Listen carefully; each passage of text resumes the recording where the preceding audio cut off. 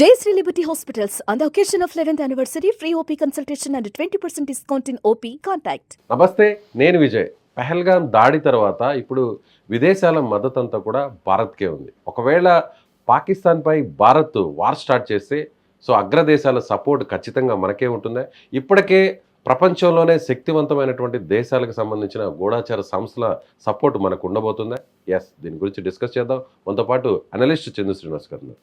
Sir, ఒకవేళ war జరిగితే దానికంటే ముందే ఆల్రెడీ ఇజ్రాయెల్ కావచ్చు, ఫ్రాన్స్ కావచ్చు, వివిధ దేశాలకు సంబంధించినటువంటి ఆ గూఢాచారుల వ్యవస్థ సపోర్ట్ మనకే రాబోతుంది అనేది బహిరంగంగా అందరికీ తెలుస్తుంది. యుద్ధం వస్తే విదేశాల సపోర్ట్ మనకి ఎలా ఉండబోతుంది? 100% ఉంటుందండి. ఒక చైనా అటు ఇటుగా ఉన్నా దానికి పెద్ద ప్రాబ్లం లేదు. ఒకప్పుడు ప్రపంచంలో జనాభా ఎక్కువ ఉంది, మ్యాన్ పవర్ ఎక్కువ ఉంది, చైనా విధ్వంసమైన ఆయుధాలు ఉన్నాయి, పాకిస్తాన్ పెంచి పోషిస్తుందని చెప్పి అనుకున్న సమయంలో సరిహద్దులో మనకు అరుణాచల్ ప్రదేశ్ మిగతా ప్లేస్లో కూడా కొంత ఆక్రమించుకుంది చైనా, మాది అని అంటది. కానీ మనకి రష్యా సపోర్ట్ ఉంది, పక్కన అమెరికా ఉంది, ఇజ్రాయెల్ లాంటి టెక్నాలజీ ఉన్న దేశాలు, జపాను, జర్మనీ ఇవన్నీ ఉన్నాయనేది వాళ్ళకు కూడా తెలుసు. అదే సమయంలో ఒక భయం కూడా ఉంటుంది భారతదేశం, ఎందుకంటే ప్రపంచంలో 145 కోట్ల జనాభాకి వెళ్ళిపోయాం.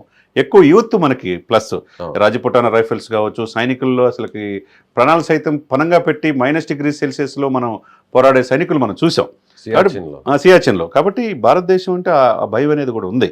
మీరు ఇకపోతే రెండోది మీ అన్నిటికంటే గొప్ప ఏంటంటే research and analysis wing, very powerful organisation in Indian defence system.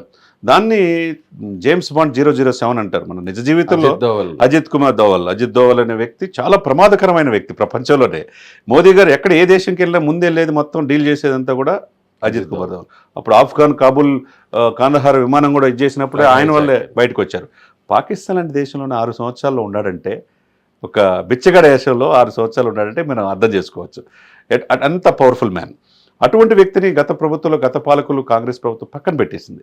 Modi గారు వచ్చిన తర్వాత రక్షణ సలహాదారుడుగా దేశానికి సంబంధించిన మొత్తం కూడా ఆయనకు అప్పచెప్పారు. ఆయన ఆపరేషన్ స్టార్ట్ చేశాడంటే ఎవరికి అంతుపట్టదు. మన సర్జికల్ స్ట్రైక్ కావచ్చు, ఈరీ కావచ్చు, అంతా అతని ఆధ్వర్యంలోనే. కాబట్టి అతనికి ఎప్పుడు మాట్లాడు, అతను స్పెట్స్ పెట్టుకుని ఉంటాడు. ఆ వయసులో మనిషిని టార్గెట్ పెట్టాడంటే ఎక్కడెక్కడ ఇంటర్నేషనల్ ఆర్గనైజేషన్స్, దేశ రక్షణ సంబంధించిన మొత్తం కూడా అతని కన్సర్న్లో ఉంటుంది. కాబట్టి అజిత్ కుమార్ దోవల్ అనే వ్యక్తి very powerful in Indian defence system. Next Jaishankar, భారతదేశానికి మధ్య ద్వైపాక్షిక సంబంధించిన ఇతర దేశాలతో ఇది చేయటంలో అతను ఐఆర్ఎస్ ఆఫీస్ నుంచి పొలిటీషియన్గా మారాడు, వెన్నుదన్నుగా ఉన్నాడు. వీళ్ళిద్దరూ వ్యూహాలు ఎవరికి అంతుపట్టం. ఏపోతే రాజ్నాథ్ సింగ్ ఆయన మాట తీరు మనం చూడొచ్చు, ఏంటో చూపిస్తామని చెప్పన్నాడు. ఇకపోతే మోదీ గారు కసితో ఉన్నారు ఈ దాడి జరిగిన డే నుంచి. ఇక అమిత్ షా అయితే వ్యూహాలలో దిట్ట. కాబట్టి ఇటువంటి వ్యక్తులు సమిష్టిగా పోరాటం వల్ల ఇతర దేశాలకు సంబంధించిన గూఢచారి సమస్యలన్నీ కూడా ఒక్క తాటిపైకి వస్తున్నాయి. ఇప్పుడు హమాస్ లాంటిది ఉంది, ఇజ్రాయెల్ లాంటిది, తర్వాత FBI federal bureau of investigation కావచ్చు, చాలా వెరీ పవర్ఫుల్ ఆర్గనైజేషన్. వీళ్ళందరికీ కూడా ఏంటంటే తలనొప్పి, ఉగ్రవాదులే. ఇప్పుడు ఇజ్రాయెల్కి సంబంధించిన గూఢాచార వ్యవస్థ హమాస్ని పూర్తిగా, హమాస్ లీడర్స్ అందరూ కూడా వాళ్ళ దేశంలోకి వెళ్ళి, ఆ ప్రాంతంలోకి వెళ్ళి అక్కడ స్మాష్ చేసింది. ఇప్పుడు అలాంటి గూఢాచార వ్యవస్థ ముసాద్ మనకు సపోర్ట్ చేయబోతుంది. అవునండి. అమెరికాకి సంబంధించినటువంటి గూఢాచార వ్యవస్థ కూడా సపోర్ట్ చేస్తుంది అనేటువంటి వార్తలు కూడా వస్తున్నాయి. దీన్ని ఎలా చూడాలంట? డెఫినెట్గా ఇప్పుడు ఏంటంటే అమెరికా, ట్రంప్ భారతదేశంతో శత్రుత్వం పెంచుకోవడం ఒక రకంగా, ఎందుకంటే పాకిస్తాన్లో కూడా అంతర్మదనం స్టార్ట్ అయింది. అనవసరంగా ఇది పెట్టుకున్నాం, మేము యుద్ధం అని చెప్పి అన్నాం, మా పరిస్థితి ఇప్పుడు సింధు జలాలు నీరు రాకపోతే పరిస్థితి ఏందో అల్లకల్లోలం అయిపోతుంది అక్కడ. ఇప్పుడు కనీసం తినే బ్రెడ్ ధర కూడా 150 రూపాయలు పెరిగిపోయింది, రొట్టి కూడా దొరకట్లా, ఇక వాటర్ అయితే 150 రూపాయలు పలుకుతుంది. దీనంతా భారతదేశంతో పెట్టుకోబట్టే. భారతదేశం గతంలో 2-3 యుద్ధాలు జరిగిన, మొన్న జరిగిన ఇదిలో సిమ్లా ఒప్పందం రద్దు చేసుకుంటామని చెప్పి అన్నారు, కానీ నదీ జలాలు, సింధు నదీ జలాలది ఫస్ట్ టైం చేసి చూపించారు. దేశం నుంచి పాకిస్తాన్ వెళ్ళిపోమని చెప్పేశారు. అంటే క్లియర్ కట్ క్లారిటీ ఉంది. అంటే మా దేశం మీద, పౌరుల మీద దాడి చేస్తే మేము ఎవరిని వదలం అనేది ఇండికేషన్ ఇచ్చారు. వాటర్ని కూడా రిలీజ్ చేసి జస్ట్ ట్రైలర్ చూపించారు. అక్కడ ఏమైంది అనేది అందరూ వచ్చేసి పౌరులకి ఏం కాలేదు, కానీ ఫ్లడ్స్ తేగలం, తీసుకురాగలం, మా దగ్గర నుంచి వాటర్ రిలీజ్ చేస్తే అనేది కూడా చూపించారు. ఇకపోతే ఇక మీరు చెప్పినట్టుగా అంటే సీల్స్ అనేది అత్యంత ప్రమాదకరమైన ప్రపంచంలోనేది ఒకటి ఉంది. అమెరికా ఒసామా బిన్ లాడెన్ని లేపేయటంలో చాలా కీలకమైంది. అమెరికా వెళ్ళి ఒసామా బిన్ లాడెన్ని పాకిస్తాన్లో ఎక్కడ దాక్కున్నాడో కూడా తీసి ఆ శవాన్ని కూడా సముద్రంలో కన్న చేశారు. అంటే పాకిస్తాన్ వాళ్ళకు కూడా తెలియకుండా అక్కడికి చేశారు.